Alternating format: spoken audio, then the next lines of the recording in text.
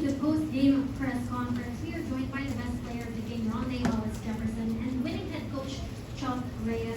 Rondae, I'll start with you. How is your ankle? The coach just said that you were playing through an ankle pain, and how are you still able to deliver an explosive play, a double figure speed? I'd say willpower, resiliency, minutes of pain, it's mental, they told me nothing was broke or anything like that. So I played with pain my entire life. So strap them up and let's go. What can you say about the important matchup today? Antonio Hester also delivering an explosive performance.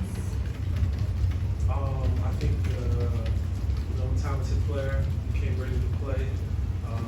You gotta give, credit to guys, who are in a tough, situation. They have nothing to lose, so they're gonna come out and play hard. Coach Chot told us about that. Those are the scariest teams, to play against. And we knew what they were gonna come out and do, compete, play hard, and he was gonna put shots up. We just had to limit the other guys, Thank you for that, Rondae. Moving over to Coach Chot. Coach, the team has been plagued with injuries. How has the team been managing with all of these?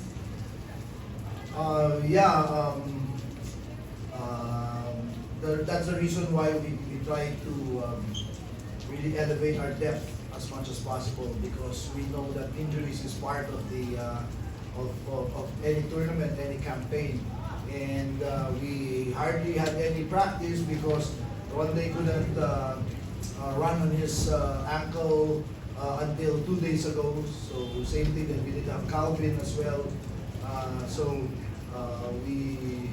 I was really worried because we were not able to get good practices until yesterday.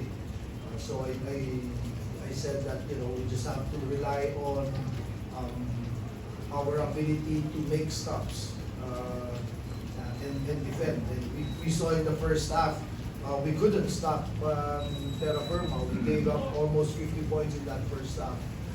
Luckily, we were able to limit them to 40 points in the second half. But we knew they were going to come out strong.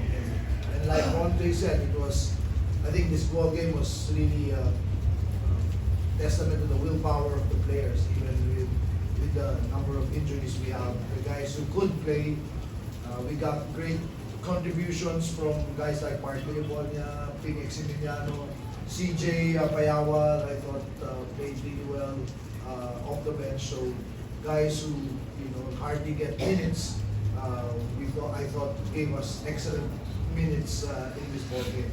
That's how we were able to cope and survive this ball game. We are now opening the floor if the media has any questions. What happened to Calvin? Kailan siya babalik? Yung injury niya sa Magnolia, di ba? It was almost like a hip pointer injury. Luckily, there's no nothing is fractured. There's nothing broken. It's just bruise. It's a very deep bruise, kaya masakit. Hopefully, he's ready for the next game, but he's a day-to-day situation. He's been trying to come to practice. He's been in practice every day and been trying to run, trying to join some of our drills.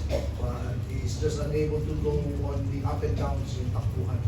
So we decided to rest him for today to make sure, because we have a tough one coming up. Converge. We haven't beaten Converge in a long while. So they're coming in. We're going to be hungry, and again, we have to be ready for them. Coach, 4-1 at the end of the first round could have been 5-0, not for that forfeiture. Just your assessment of your near perfect record going to the next. I think the best way to describe it is just the way Rondae described it. We're surviving with our.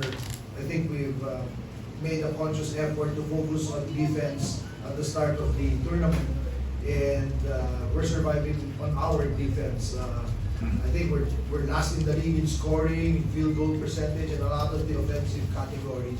But I think we're leading the league in fewest number of points allowed. So that's how we've been surviving. That's how we've come up with this 4-1 record. Hopefully, some of the guys can come in. We're expecting Calvin to be back next game. Hopefully, Kelly is going to be close. Because we know that we're going to need them for this second half stretch. Teams are going to be doubly ready for us. Both coach and Rondae, you mentioned the next game is conversion. Obviously, what happened in the last game. Will you go in that game with a chip on the shoulder, knowing with that the outcome of that game? I think that's you can't avoid that. That's unavoidable. But we don't approach games that way. We approach games as they are. We see the opponent in front of them. We study what our best options are offensively, and then we study how to defend them the best way possible. And we keep it there. We have no other external or extra motivation, or like you said, a chip on our shoulder, except to say that it is an important ball game for us, and that we want to make sure that we are ready to give it our best effort. Rondae, same question. Same answer. We on the same page here. We on the same page. We want to win. We want to win. We got to do what we have to do. Listening to coaches, going over their little things, learning. Learning from our mistakes from last game, the last time we played them. Just being focused, staying focused for 48 minutes. The game isn't over until it's over. So I feel like if we do that, we'll be in good ball. That concludes the post-game press conference. Once again, congratulations Thank to you. you.